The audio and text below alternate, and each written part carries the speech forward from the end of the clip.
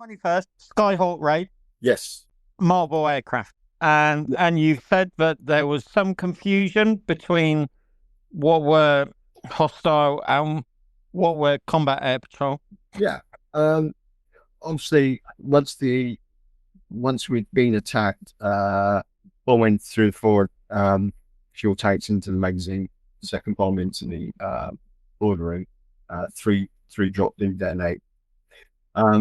When we came out of that attack, we had no power, absolutely no power at all. No power to weapon systems, no steering, no propulsion, and we were going at full chat, and we were heading towards Fanning Head, and we were about to run aground just to top things off. But Sub Lieutenant Morgan grabbed some crew members, and they dropped the anchors and stopped us from going aground. Going back to the attack, I asked myself a question a couple of years later. Why did the guys on the GDP shout alarm aircraft attack coming in port side, and we got a check from somebody that couldn't see the attack, that was either in the ops room or somewhere else? And apparently, I don't know how true this is, but I was told that when the aircraft were challenged, they played back a CAP recording to fool the shit, and that was when the check came in. Now, how true that is, I don't know. But apparently, the Argentines played a recording of a CAP aircraft back to Argonaut, and that's why the check was called. That's really interesting because I've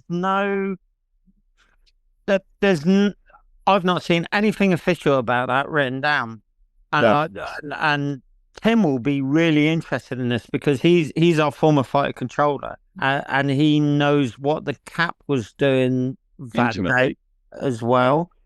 So this sounds like so. Thinking for it, so Antrim was your fighter controller ship. She'd have been talking to you in the ops room on anti-air warfare coordination and local anti-air warfare coordination. It's highly unlikely that Antrim wouldn't have known where the CAP was.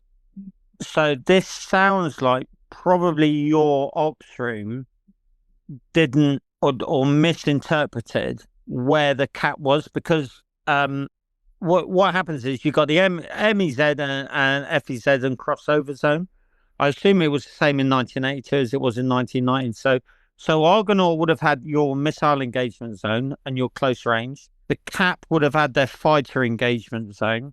There would have been what you call a crossover zone in between the two, where Antrim would have called off the CAP because they were running into Argonaut, and in your case, like you know, SeaCat range, 3 miles or something like that. I do wonder if there was a lot of confusion there.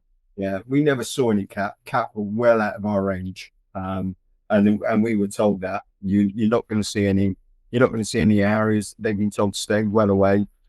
They'll pick them up coming in and pick them off on the way out. But once you get so close, you're on your own. So it kind of, that makes sense what you're saying, Nick, because as you probably know, 800 and 801 ran their caps very differently from one another, and but 800 would set up sort of south of Mount Rosalie and down in some valleys there, because that's where they felt where a lot of the run-ins were coming over West Falklands, and 800 would set up basically over East Falklands, very high, but outside of the AOA.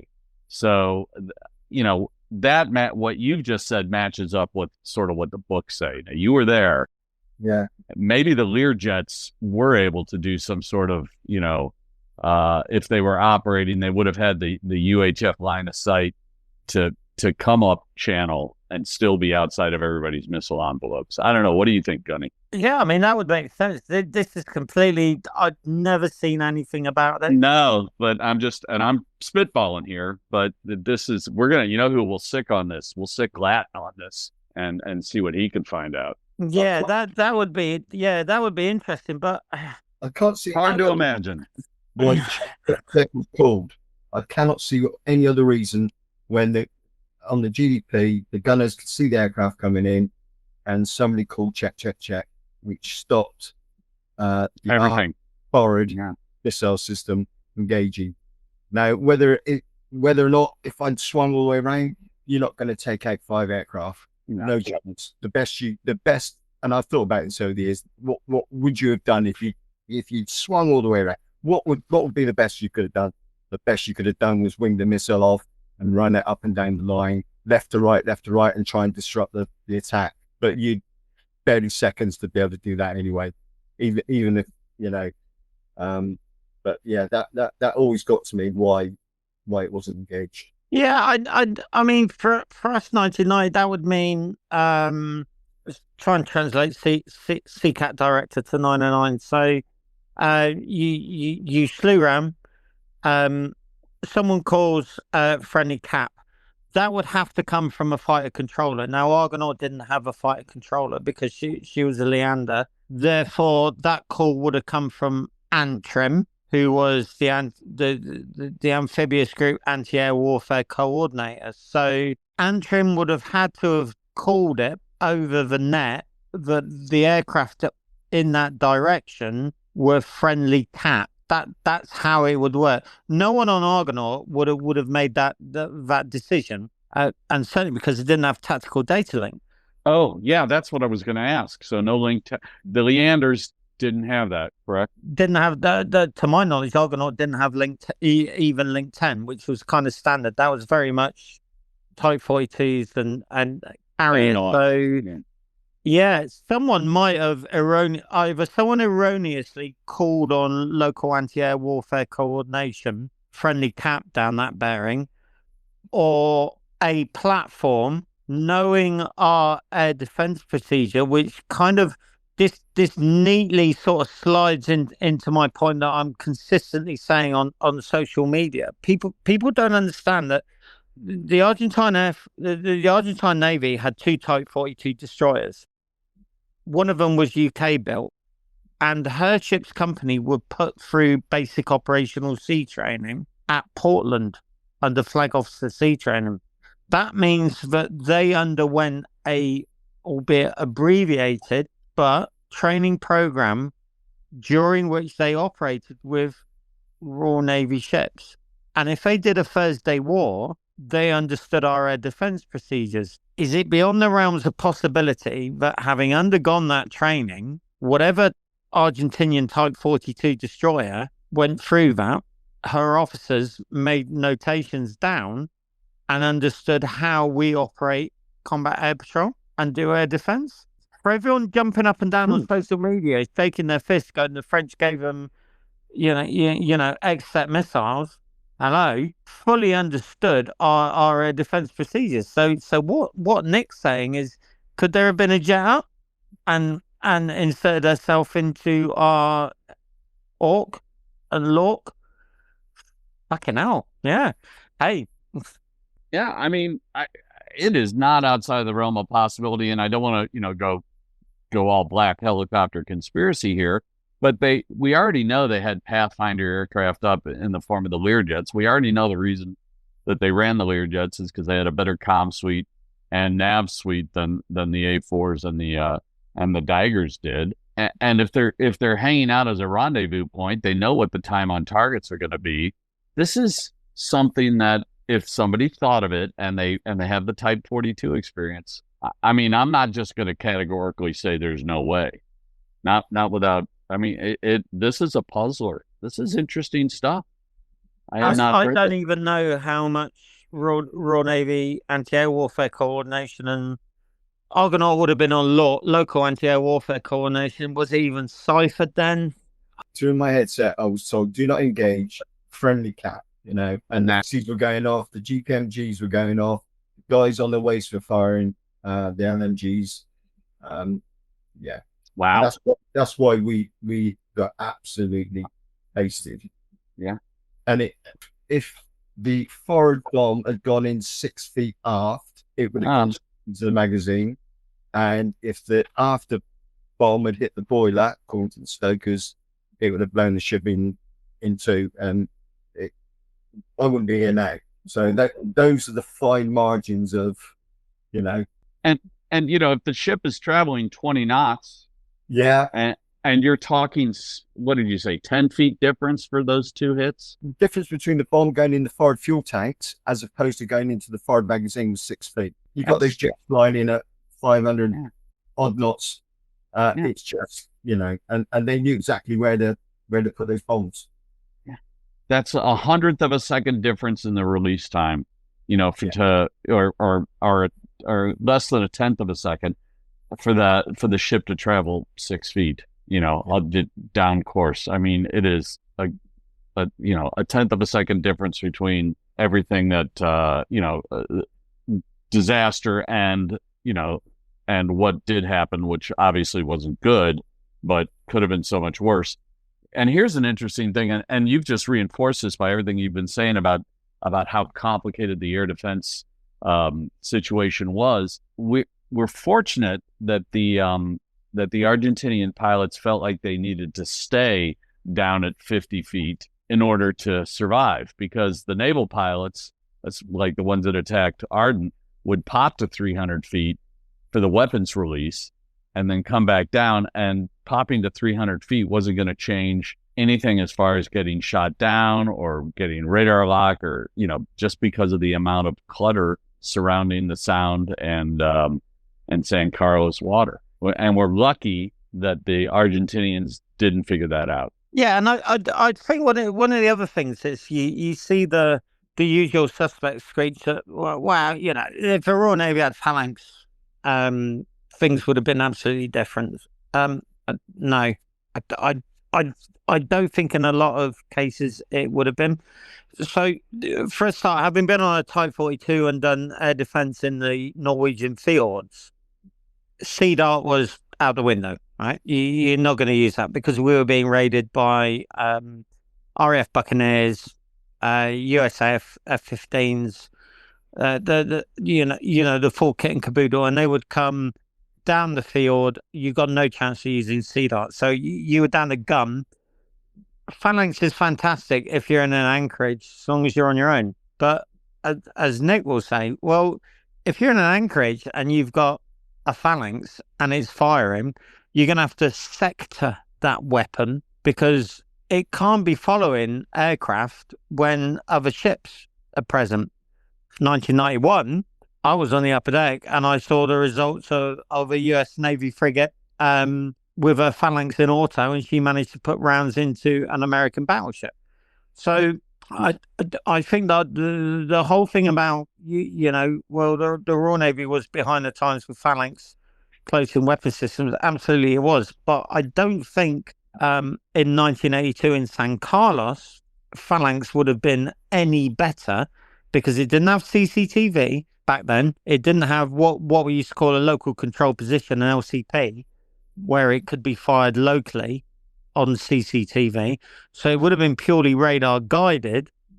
What did you need back then is better coordination of close range and a lot more close range firing tracer. Would that make sense, Nick? Yeah. I mean, because of the close proximity, it's all going to be eyeball stuff, and you're not going to get time to lock on with anything. And when you have a 5-ship coming in, five aircraft coming in to attack, and they're all splitting up a little bit and coming in from different vectors. I mean, you mentioned both, red and green, port and starboard. I don't care how good your CWIS is, your close-in weapon system. Maybe it locks up on one before the raid's over. It's not going to change anything. No. Yeah, and as missile gun director visual, if I've got 220mm and 2 GPMG, and I've got 5 aircraft flying at me, I'm going to have to allocate tracks. So the point defense coordinator is going to hand over to me. If the raid's coming in starboard side, S1, S2, so that would have been starboard bridge wing GPMG and forward Gambo. And then I'm going to have to call out a relative bearing. And as Nick will confirm, that sounds really easy. But if it's passing obliquely, P1, P2 engage green 20, now passing green 10, P3, P4 engage passing green 170, green 180, and they're both going obliquely. Now you've got a missile gun director visual who's trying to allocate tracks at maybe 1 mile, 2 miles. Oh, it does. I mean, the temptation would be for me as missile gun director visual is to get starboard battery and just shoot at one aircraft, maybe do the other one, and then accept that tracks 3 and 4 are just going to have an unimpeded run in on me. But as I said, Nick, I mean, I did the abbreviated gun director course.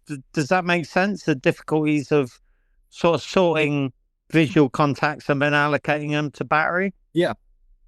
And then, the target can change in a split second. It can bank off left, bank off right.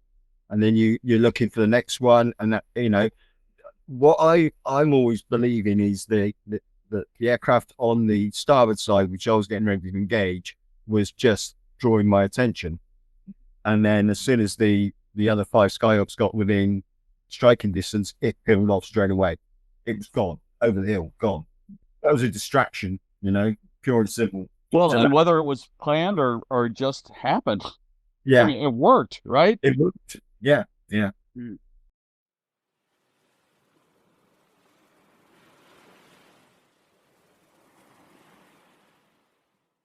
So bomb drop. So Nick, one of the things when you read about accounts from ships that have been hit by a missile or a bomb is there's it unless you're really close, obviously, in which case it could be far more emotional. Accounts tend to talk of a kind of a deep whoomph, and then there's a 3 or 4 second pause, and the ship may shake or whip, which can induce its own kind of damage. And then if you're below decks, what you'll notice is loss of ventilation and loss of lighting.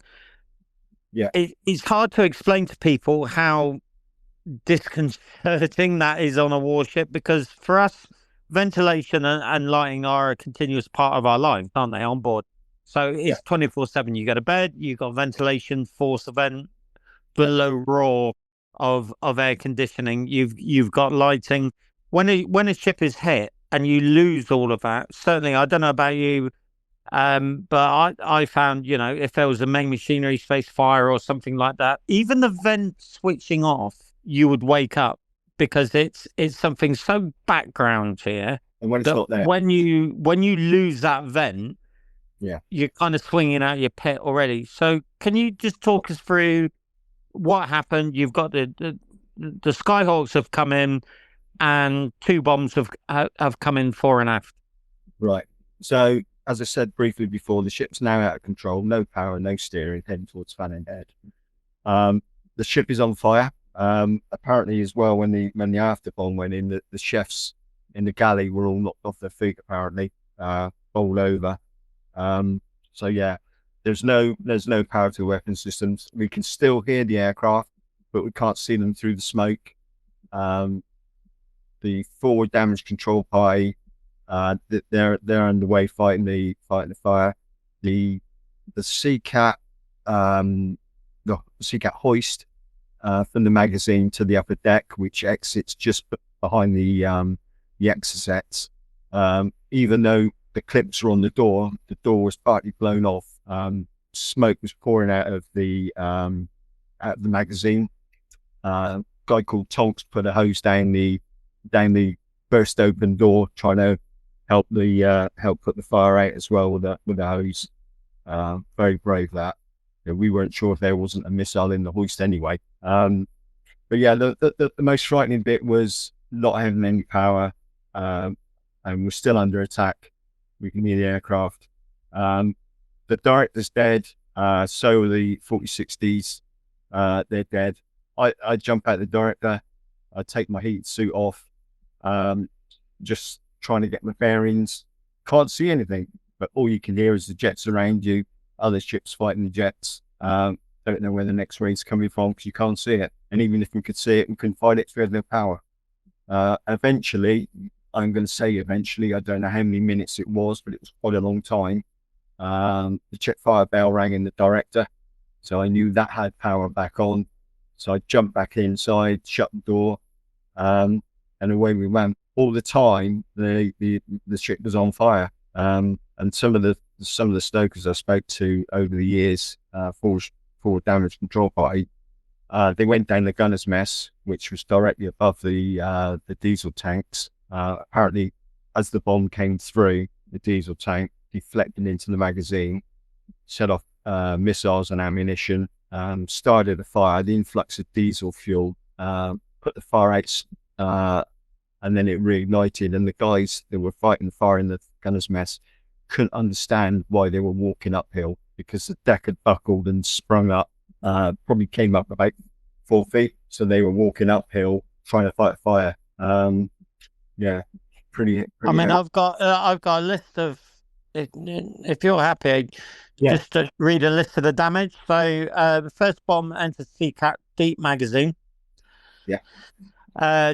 Detonated one round in the hoist. Killed the 2 lads. The adjacent diesel tank ruptured, which extinguished a fire, which actually makes sense because that happened on Glasgow as well, when she was attacked and a bomb went through the forward engine room, I think it was. It started a fire, and the diesel tank was blown through, and the diesel actually extinguished the fire. There was damage through and this is interesting because even though the bomb went into the SeaCat magazine, there was damage to a 40-60 Bofor clip, which ties in with what you said about ammunition being stored pretty much everywhere. Yeah. So I think you were probably storing Bofors in the SeaCat mag. Yes, we were. Yeah. Sheared some warheads off SeaCat rounds. A number of SeaCat warheads were embedded into other rounds. I mean, just talking as a Matlow, this is your absolute nightmare for damage control. This is the one place that you don't want to be clobbered. So for this, Sub-Lieutenant Morgan? Yes. Yeah. Who was your ship's diver? He was first into the flooded magazine. He was put in there. He confirmed that the bomb was still there. And he actually exited through the hole that the bomb had made in the ship's side to get out, and he had to take off his breathing kit. Right. All right. So let's say Sub-Lieutenant Morgan was nails. And then the second bomb, waterline abreast the after boiler room, which was wrecked. Turbo alternator was trashed. You lost high pressure ring main. You know the noise. What could that have been? Steam being on emergency release out the funnel. Would that kind of make sense? Yeah, I didn't hear that. If you can imagine, when you're under attack and you've got all the aircraft and you've got other ships firing and you've got yourselves firing, we were at that time, you could scream and shout as loud as you like and you wouldn't hear yourself. It was absolutely. Yeah. So, but no, I didn't hear any of that. So I can't. Yeah, I do wonder if the emergency releases were going on the funnel, and that might account for a lot of the smoke. So obviously you've seen a photo of you wreathed in smoke. I wonder if that was steam, and because I think it was both. Yeah, I think the turbo alternator tripped because the bulkhead to the boiler room tripped. The boiler stopped, and you lost the boiler, and that's when your chief stoker was found plugging a hole with a sledgehammer, and he was stood on the bomb. Wow. Yeah. They actually stuffed a mattress down beside the bomb to stop it from rolling round. Yeah, you see, that's kind of even the world of the cynical Royal Navy, a chief stoker stood on a bomb, plugging a hole in the ship's side. Okay, right then. Congratulations, that's you just made legendary. So 2 bombs come inboard, and then there's that sort of deathly silence. Did you keep main broadcasts? I mean, was there the usual stand to carry out blanket search No. kind of thing, or did ship's company just kind of rock and roll straight away? Yeah. There was no channel. We didn't have any communications on the upper deck. My intercom was down. That didn't work. So only obviously started working again once we got power back up. So yeah, then the fire and after damage control teams went to work. I think some of the pictures show some of the fire damage and the damage to the gunner's mess deck. If you had to guess, and I know with time compression and situations like this, but sort of in retrospect, how long do you think it was before some level of power got reestablished, like enough power that you knew your MRS-3 had some power going to it? Minutes? Yeah, let's probably say quarter of an hour, 10 minutes, quarter of an hour. It felt okay. It felt that long. Okay, just curious, because to me that's still pretty quick. In light of everything. Yeah, but it time wise was quite difficult to gauge, but very relieved when it came back online. At least we could fight again. We could float and we can fight, which is the name of the game. So to paint a picture, just so I understand here, you guys are at anchor. Yeah.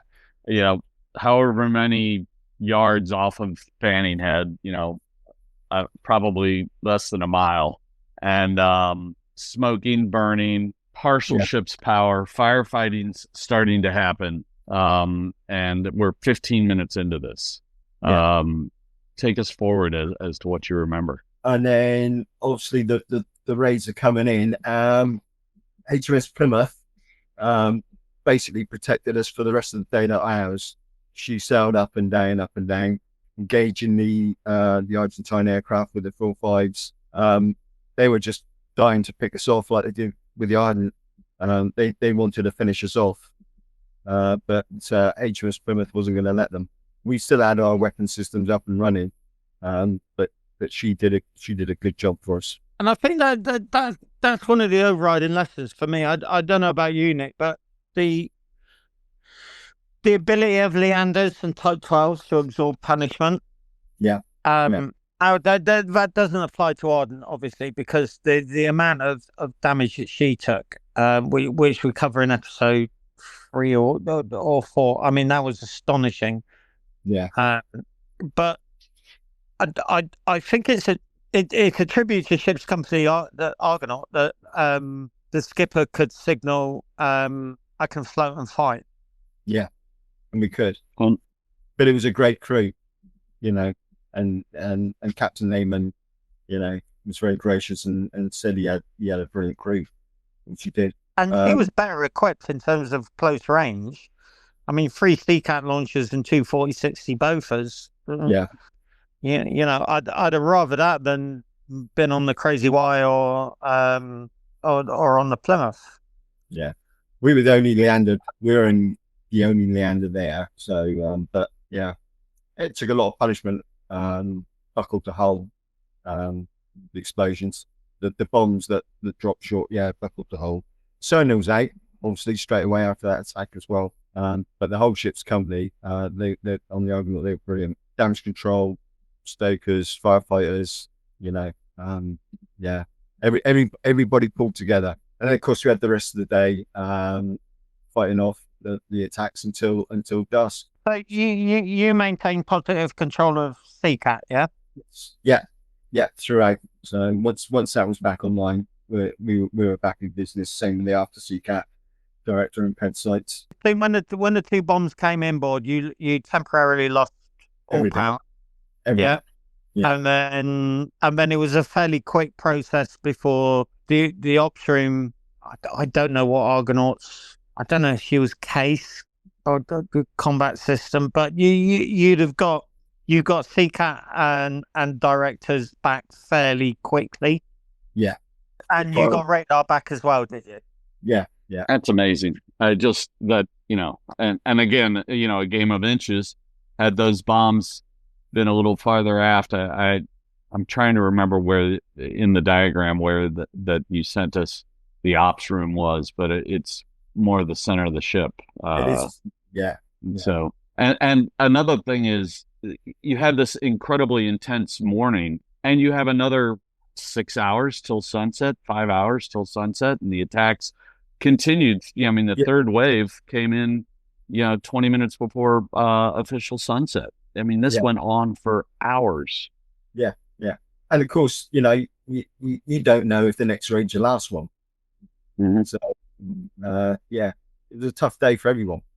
And then in the evening, we once we stood down, obviously, the whole ship was trying to put right and repair and seal up the damage that had occurred.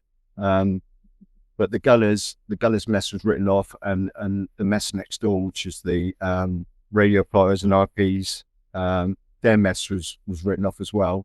The PO's mess up forward, which is a deck above, that was completely written off with smoke damage. So you had about 30% of the ship's crew had nowhere to sleep, had nowhere to go. Nick, I've got to ask a really important question here. Yeah. And I don't want it to trigger you in any way. How was the beer store affected? Gone. Gone. Right. Yeah. You see, I'd have just been, fuck off. Right, I'm done. Survivor's guilt. He would have swum to shore. So now we're in a ship that is stabilized, in air quotes, but you've got two unexploded bombs. Yes. Which one was taken? Which one left the ship first? And what do you remember about that? The boiler room bomb was defused first, and that was done by Lieutenant Commander Brian Dunn's team, clearance divers team. They were brilliant. So that but this wasn't straight away. This was either 24 or 48 hours later. So, and again, we weren't sure if these bombs were on a delayed fuse. So, and there was no SOP for it, was there? So one of the things that came out that what we've been looking at from the explosion on Antelope was there was no standard operating procedure for unexploded ordnance on a warship. To defuse. Yeah, and that's one of the things that we've kind of dug down into, because Antrim elected to crane the bomb off and dump it over the side. Argonaut did the same. Antelope, the warrant officer EOD decided to try and de-arm it and then use a de-arming tool, and that's when it went off and killed the ship. So they de-armed the boiler room bomb. They took the fuse out of that one, but they did that. All right, okay, yeah. But the forward magazine bomb was so badly damaged that just remained live, and they obviously had to clear out the SeaCat the damaged SeaCat missiles and all the ordnance within the magazine, and then they had to build rails, cut a hole in the side of the ship. We were all decanted. The whole ship's company were decanted to the Fearless for the night whilst they did that.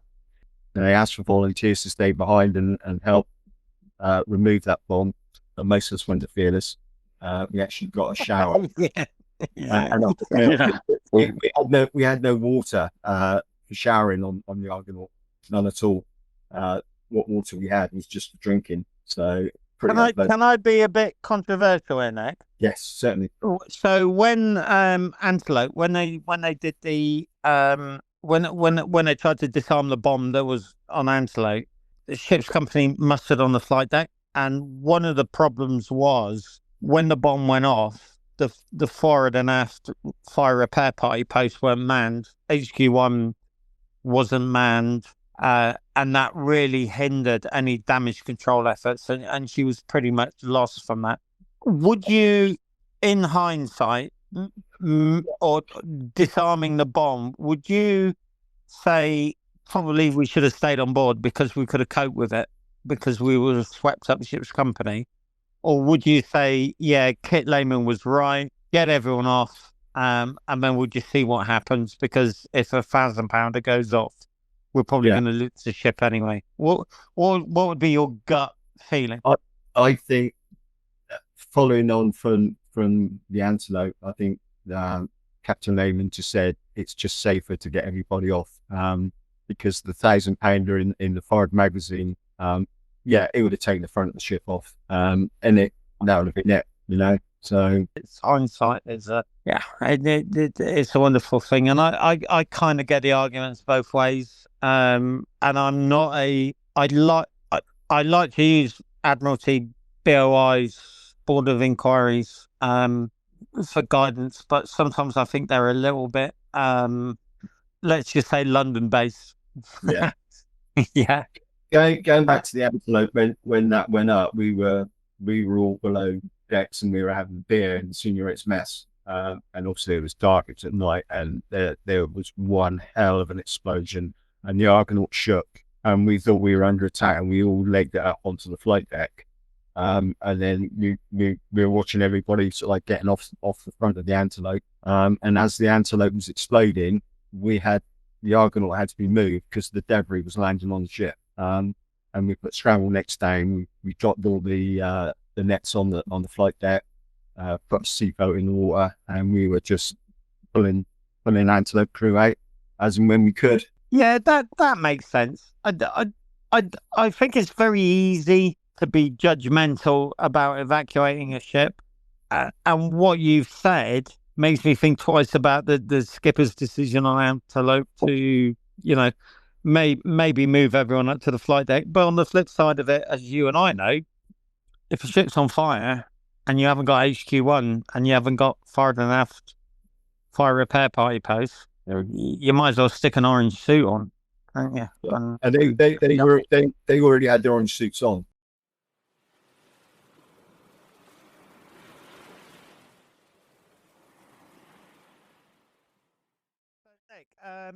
Damage control is in rocking and rolling. Yeah. Bombs are stabilized, so you got 2 unexploded weapons on board. Crane them off. So I've seen the photos of you being towed by a couple of landing craft. Yeah, that was on the morning of the 22nd. Plymouth came alongside us, which was really dodgy because we still had those bombs on board. And we sort of like hopped over the guardrail and went for breakfast.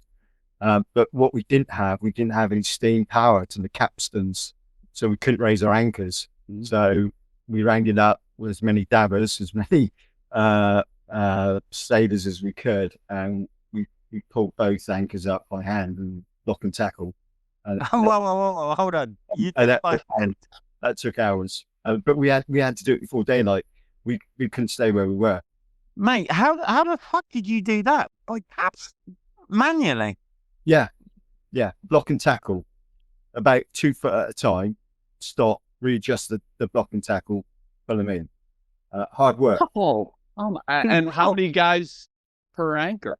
Well, we did 1 anchor at a time, and there was about I'd say between a dozen and 15 of us. Huh. And then once we sorry for the audience listening who haven't been in the Navy, this is your host dropping his phone in his lap and going, what? I've never heard that. No, I mean, I've changed an anchor at sea using block and tackle and using the Razmast. I mean, but doing an anchor, I tell you what, Nick, you might as well have stuck like wooden staves in the capstan and add a fiddler on the fat. Yeah. So just for our audience, Dom, what do you think the on a Leander class the anchors weighed a piece? 4 ton, maybe. Yeah. And then you got the cable. I mean, you got the cable. So the cable is the bad bit. Yeah. It's just as it weighs as much or more. That's astonishing to do that by hand. Which means that you had no hydraulics, presumably. No hydraulics. And that's after a day of fighting and no sleep. Nobody got any sleep on the Argonaut. We were all working in your various departments. So yeah, fighting all day. Why didn't you just break the cable, dump the anchor? Because I think it was both anchors they dropped. and we needed them. So you're going to Needed want one. yeah, you're gonna want one. Okay, yeah. I mean, I'd have hauled in one and maybe broken the other at the loveless joining shackle, and said, "Yeah, we can," because that can be recovered later. Yeah, and then as in the pictures, we had 3 landing craft that hitched us up, and they took us just inside San Carlos, but because of the bombs on board, they didn't want to put us next to any other ships. So they just took us down like a slightly little inlet, just the other side of Fanning Head, and left us there. And then somebody thought, well, this isn't a good idea because the Argonaut's on its own. You know, you still got the ships in Falkland Sound, and you've got ships within San Carlos, and then you've got the Argonaut on his own. So they thought, well, actually, we better move you down to the rest in San Carlos, but keep you as far away from everybody as possible. And the first raid of the day, the very first raid of the day, went to exactly where we were anchored, just inside San Carlos. So they knew we were there. That's interesting. So they're watching. Switched on about where they were going for. You know, that air search radar that they had over on West Falkland, that's not going to be able to paint any surface targets. So they had observation posts clearly in contact, sending it all back. Yeah, they had observation posts on Fanning Head, and they probably had. Either that or they had really good electronic warfare, but that would need what, 2 platforms hot to triangulate. Well, and then all you have is an oval. You need 3. To do a proper cross fix. So or they just assume that the same ships would be in the same position every day, and I don't think it gave a lot of options to the commander amphibious warfare. I mean, you needed a ship between Fanning Head and Jersey Point. You needed an anti-air warfare coordinator. There was no real room to maneuver within that, within that kind of area. So, were they being smart, or were they just kind of, there's going to be someone there to break up the air attacks? And that's why they put the 21s there, which were the least capable. I mean, personally, I'd have put a Type 22 up threat to break up the air attacks, but that I was a junior 8. The day the Antelope got attacked and hit, that was just inside San Carlos, just inside Fanning Head there. And from the forward director, I watched the attack unfold. 2 Skyhawks came in, dropped the bombs. One of the Skyhawks hit the mast of the Antelope, ripped its wing off, and I watched the pilot corkscrew into the ocean. And then the follow-up attacks. One of the aircraft flew straight down the middle of San Carlos, and it used Norland as a shield.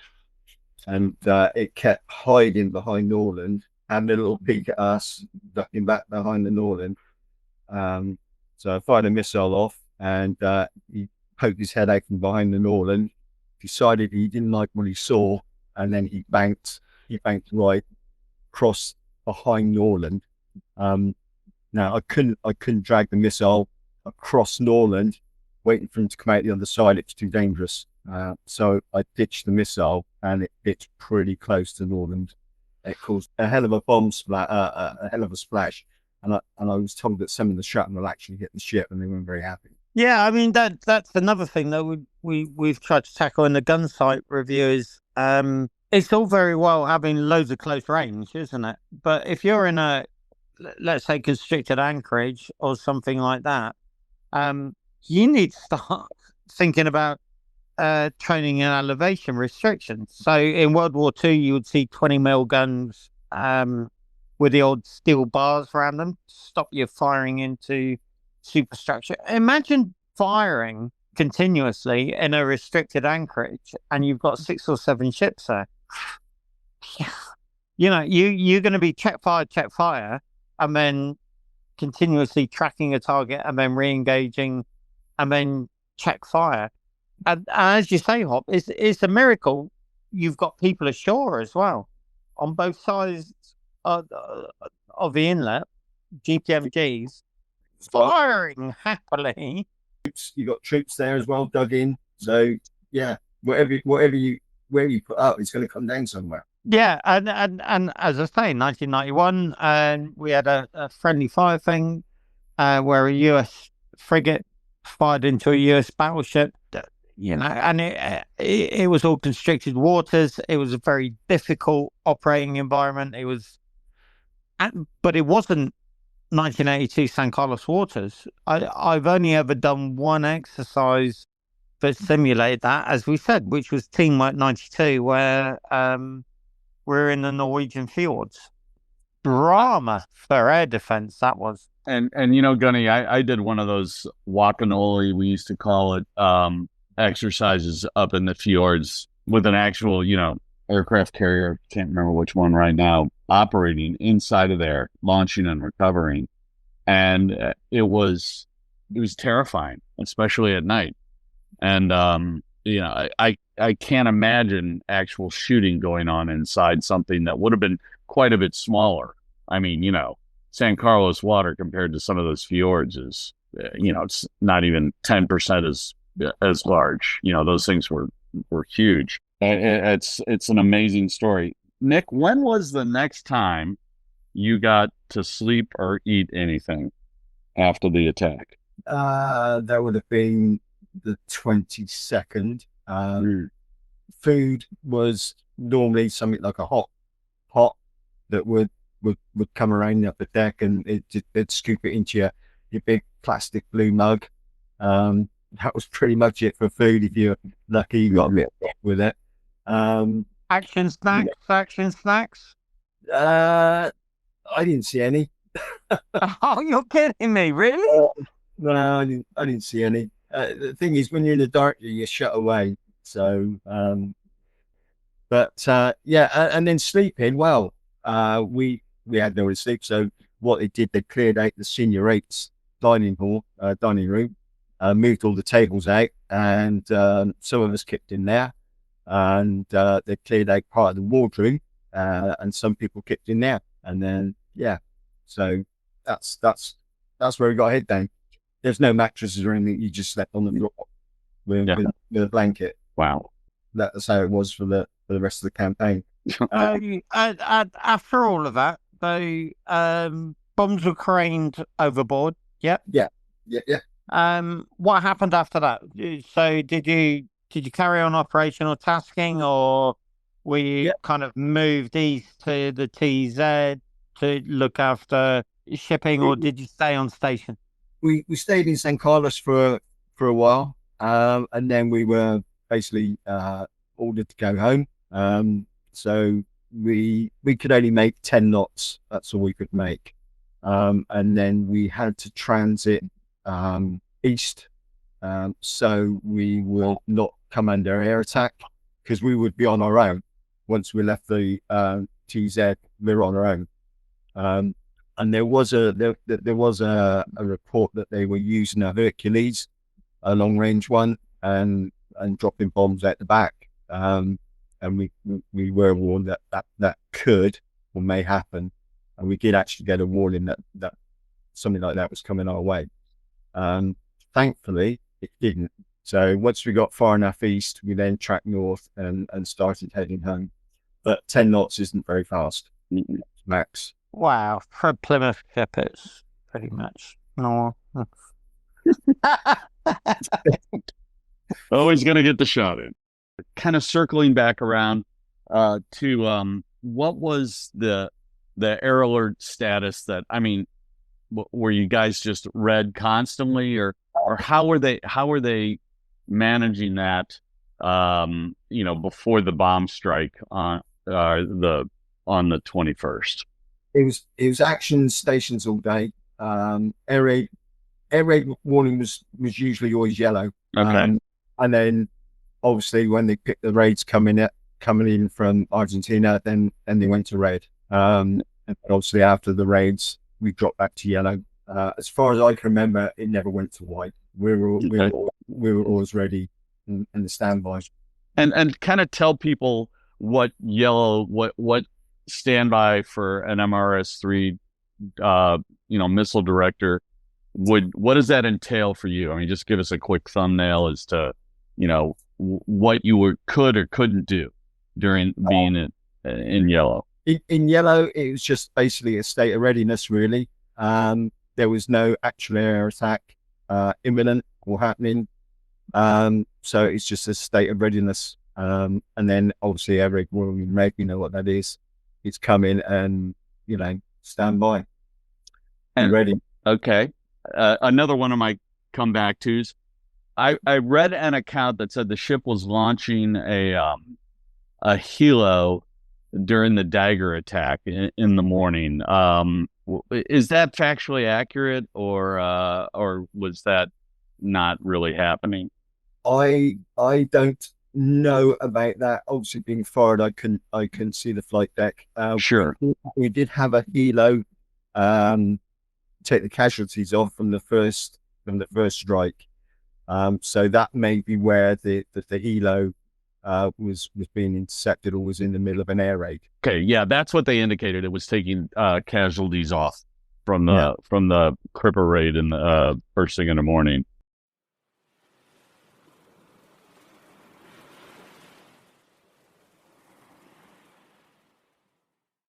So on the way home, Nick. Yeah. What were your feelings as a professional sailor? Did you? Was there kind of a step back and look at it, and a general consensus of there's a lot of stuff that went wrong, we could have done better, or was it just thank fuck that's over? Let's go home. Let's go home and get to the mucky duck. Definitely the latter. But yeah, I mean, it's like any war. Mistakes happen. Mistakes are made. People make errors.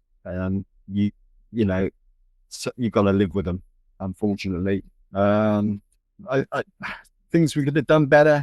Yeah, it's like you said at the beginning. Hindsight's a wonderful thing, But then going back to Portland in '83, what was learned, what was taken on board, But we, the crew of the Argonaut, we were very relieved to be on our way home.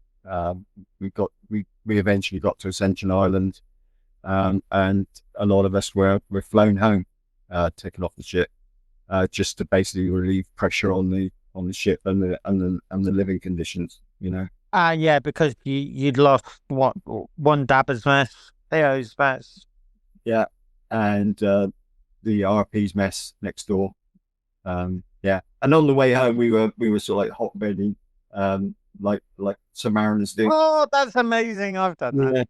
Yeah, not nice, but it's better than sleeping on the floor. I can tell you. No.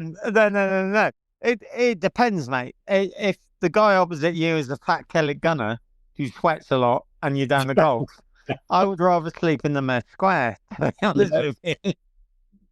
Yeah, I think the senior eights wanted their dining room back, so we and they wanted the wardrobe back. So yeah, hot bunking. So you get back alongside. Were you flown off? Were you? Yeah, flown off from Ascension. We had a whole plane full. I think it was a DC-10. Took us to Prize Norton. When we landed, we didn't expect to see anybody. We weren't told that our families would be waiting. So that was a really nice surprise. Would you not have rather been on board? But yeah, because you were Guds based, weren't you? So you were Plymouth based, and Plymouth based. But people had to leave. It just wasn't viable for the whole ship's company to remain. And there was another 3,500 miles to go. So yeah, I'm a bit. I mean, I'd heard that, and if it had been me in the Admiralty, I'd have just boated everyone out just so you could do a ceremonial entry, and then I went to Plymouth and I watched the Argonaut come back. I watched it from home. You see, that really annoys me. that really irritates me. I'd have run PAS boat routine. So go to anchor, run PAS boat routine, and get the ship's company on board, and then just done a procedure alpha. Yeah. on the way, because that was earned. I did. It Yeah. was nice to see him come in. It was really good to see him come in. Yeah, I know, but you deserve that prod A. Lessons from the Falklands. What would you take away from that? And I appreciate that it was a long time ago because you're like mega old and I'm just old. But I am almost retired, man. So what, he's one of the youngest guys. You know, most of us were in our 20s at the time. So what do you take away from 1982? What would you say really are important? I I would say that the ship's weaponry is the utmost. It's got to be modern. It's got to be up to date. You know, the systems we were running were designed for slow aircraft. You know, the system that we were using was built decades before. It was old before we went. 1940s, SeaCat. Yeah, I mean, but we had to do the best of what we have. You know, like a lot of the systems. You know, it would be nice to have Seawolf or a Phalanx. But I would say, yeah, just the best equipment we could have. Don't skimp on stuff. You know, I think it was telling that in 1983 you'd see Leanders with 20 mils. yeah, You know, horse and yeah. bolting. And take away the the training and listen to people that have been to war and know what it's like and know what it's like to be attacked by aircraft. You know, and don't go to a Thursday war and be told to be shut up. That was just a bit disappointing. But who's going to listen to an AB? Nobody. It infuriated me in 1999 when I went through a Thursday war. There was a mockery. Is there any better now? I hope so. I really do. But I don't know about you, but every time I see Royal Navy carry out certification to improve gunnery and they're firing against a killer tomato. Yeah. And I've done analysis of the sinking of Russian warships, uncrewed surface vessels, and it makes me want to stick my head in a blender.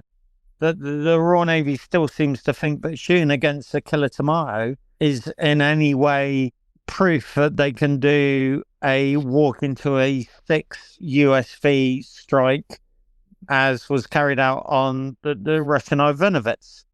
You know, a Tarrant-class corvette, she ran into an ambush line and they hit her from port and starboard and from astern. And, you know, and the Royal Navy kind of jumps up and down and goes, look at us, we can do a killer tomato shoot and we can do a flare shoot. Yeah. That's not the way it's going to be in real life, fellas. No, absolutely not. Is there anything else you'd like to kind of tell the listeners about the Falklands in 1982? Personally, I think anyone who says the Falklands doesn't have relevance today, well, you're not a student of military history and you certainly don't understand the maritime warfare game. What would you say? Training? Yeah. I mean, I had good training at Cambridge.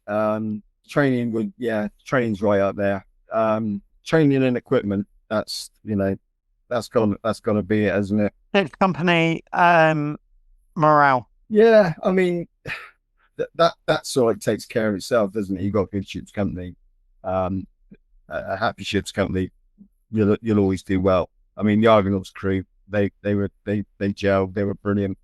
And bear in mind, I was only on there for a few weeks. The guys that were on the Argonaut, you know, all the other ships I served on there, my mates have been great. But you had a special bond. I had a special bond with the Argonaut crew, thinking through some really nasty times. Brothers in arms.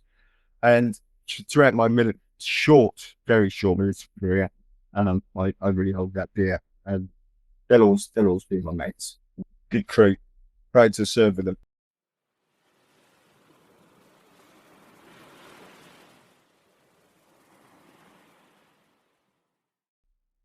A big thank you to Nick for taking the time to share his stories with us. First-hand accounts like his bring these events to life and help us understand them in a deeper, more complete way. His perspective is one we're truly grateful to have.